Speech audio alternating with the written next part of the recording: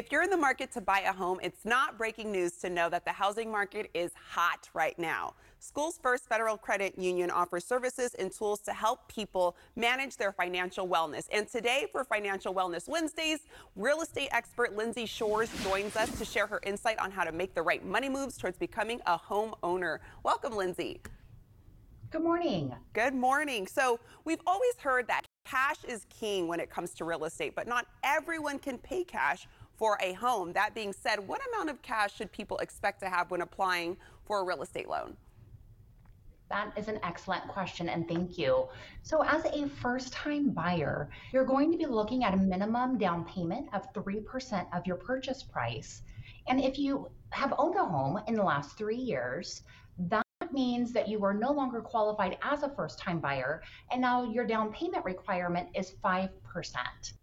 In addition to the down payment, you're going to want to prepare for your closing costs, your inspection fees, and the general rule of thumb is going to be estimating 2 to 3% of that purchase price, and that is above and beyond what you're going to need for that down payment.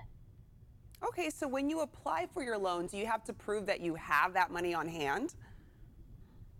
You do. When you're applying for the loan to be pre-approved, you're basically coming to the lender stating that I am ready to be out looking for a home and to get into contract and start the process.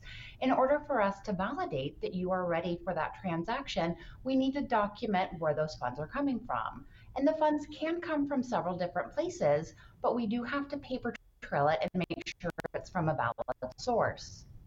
And in addition to having cash on hand, what about any loans or credit cards you already have? Is there anything you need to do with those accounts? You do want to be mindful when you're getting ready to purchase a home of what your current balances are. You don't want to go out and make large purchases. You also want to start gathering what are your minimum monthly payments.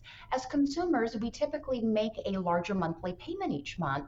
However, for a lender, we're going to qualify you based on what that minimum monthly payment is. So just be mindful of what your payments are, and again, not to make any large transactions that could impact your debt ratios. Okay, good to know. And how can a borrower know how much mortgage they can really afford? So for a lender, we are going to work with you to find out what is your comfort zone. We qualify you based off of your gross monthly income. That's that figure before taxes, deductions, benefits come out. So we want to work with you to find out what are you comfortable paying per month with your current lifestyle. So as a educated source, we want to help you determine what that comfort zone looks like. But really what it comes down to, we want to stay at around 45% of what that gross monthly income is.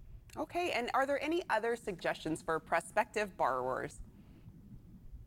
Absolutely. I would say get in touch with your trusted lender, your trusted advisor. At Schools First, we would like to have an opportunity to educate you, do a consultation with you, and just really make sure that you're prepared. You've got your game plan ready for that time when you are ready to be out looking at homes. Maybe it's not today or tomorrow, but we do want to help advocate for you so that you're ready to go when you get into the position.